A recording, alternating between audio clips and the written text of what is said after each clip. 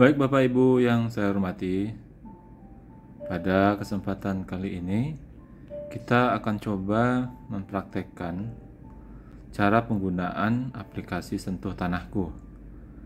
Sentuh Tanahku merupakan aplikasi yang dibuat oleh Kementerian ATR BPN yang disitu memiliki kegunaan untuk mengetahui posisi bidang tanah, jenis hak atas tanah, ya, dan hal-hal lain yang bisa kita gali ya. Kita coba ya, kita lihat apa saja nanti manfaatnya. Nah, pertama kali kita mencoba untuk menginstal dulu ya. Kita install dulu Sentuh Tanahku tersebut. Jadi dia ada di Play Store. Jadi kita masuk ke Play Store. Kemudian kita ketik ya, Sentuh Tanahku ya, ini muncul, kita klik Sentuh Tanahku. Nah, jadi tinggal kita install. Oke, setelah terinstall ya Sentuh Tanahku ya, kita langsung klik buka ya, kita izinkan. Nah, mengakses aplikasi saat aplikasi digunakan, kita klik. Nah, inilah tampilan antarmuka atau user interface dari aplikasi Sentuh Tanahku ya. Bisa kita lihat seperti ini ya.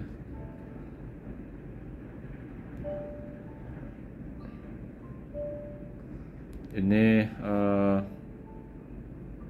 seperti inilah bentuk aplikasinya ya. Fitur utama yang sering dimanfaatkan ya dari aplikasi Sentuh Tanahku ini adalah untuk mencari posisi bidang tanah ya. Misalnya kita mendapatkan kopi atau kita mendapatkan hibah tanah misalnya ya, yang dilengkapi dengan sertifikat misalnya, apakah sertifikat hak milik atau sertifikat apapun. Dan kemudian kita ingin cek ya, apakah betul bidang tanah tersebut ada gitu ya. Nah, ini bisa kita cek ya dengan aplikasi Sentuh Tanahku ini. Jadi kalau menurut saya sih, sepanjang yang saya ketahui, Sentuh Tanahku ini adalah salah satu yang paling sering kita gunakan untuk mencari bidang tanah tersebut gitu. Nah, untuk mengakses informasi tersebut, kita klik bagian di layanan ya. Di bagiannya ada layanan ya. Di layanan, kemudian kita klik yang paling kiri cari bidang ya, yang ini cari bidang. Kita klik cari bidang. Nah, di situ kemudian kita dihadapkan atau ditampilkan ya pilihan sertifikat apa yang kita cek. Sertifikat analog adalah sertifikat yang berupa print out ya, yang biasanya covernya hijau muda tuh ya. Nah, itu analog. Kalau sertifikat elektronik ini sertifikat yang model terbaru ya.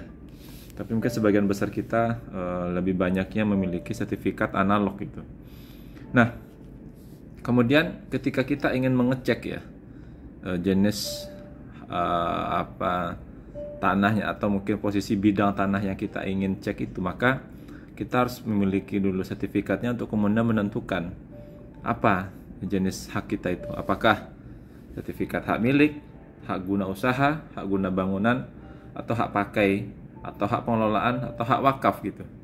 Jadi pastikan dulu ya. Misalnya kita ingin jual beli tanah yang sudah dikatakan SHM atau sertifikat hak milik, maka kita tentu pilih yang hak milik. Tapi kalau misalnya kita ingin mencek ya posisi hak guna usaha atau HGU, maka yang kita klik adalah hak guna usaha.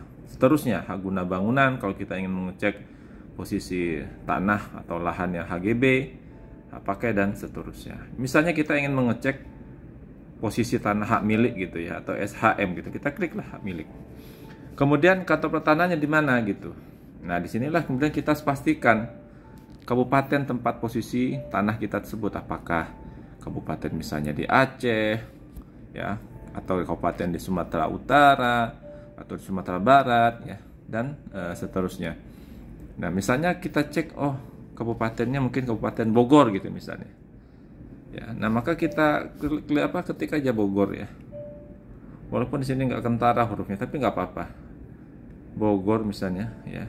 Maka akan muncul pilihan gitu, ada Kabupaten Bogor, Kabupaten Bogor 2, Kantor Pertanahan Kota Bogor misalnya, taruhlah Kantor Pertanahan Kota Bogor gitu ya. Nah, kemudian kita pastikan desa kelurahannya apa gitu. taruhlah misalnya kelurahannya misalnya adalah Pasir Kuda gitu ya, Pasir Kuda misalnya kelurahannya. Nah, kemudian kita klik lah atau kita ketik nomor sertifikat ya. Di sertifikat, kalau kita punya sertifikat maka di situ ada nomornya ya. Nah, kita ketik misalnya, taruhlah ini sembarang aja ya, bukan sertifikat beneran yang saya punya ini sembarang aja. Misalnya kita taruh, kita ketik 236 gitu misalnya ya.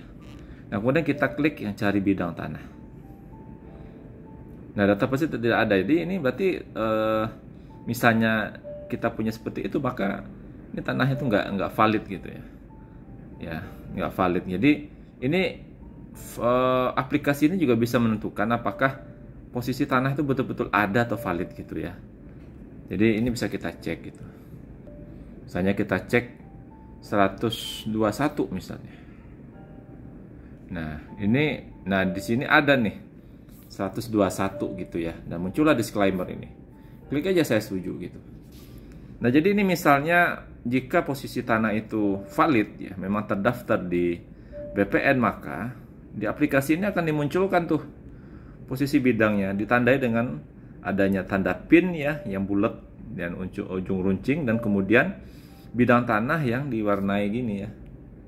Ya, yang diwarna lebih pekat dibanding dengan tanah-tanah yang lainnya. Nah, ini kelihatan ya tanahnya ya terdaftar atau memang valid dalam database-nya BPN gitu.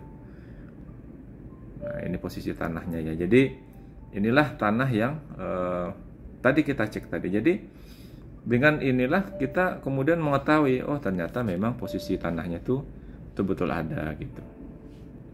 Nah, inilah ya contohnya pemanfaatan dari Sentuh Tanahku ini ya, untuk mengetahui apakah tanah yang kita miliki ya dengan berbagai tipe sertifikat tersebut betul-betul eksis atau tidak ya. Dengan ini kita lebih tenang ya untuk bertransaksi. Nah, seandainya kemudian jika kita seakan-akan itu punya sertifikat yang valid tapi ternyata tidak muncul di sini, nah, itu perlu dicek tuh ya kantor pertanahan kabupaten ya atau kantah kabupaten. Jadi kita pastikan tuh tanahnya valid nggak tuh ya, jangan-jangan tanahnya bodong gitu ya.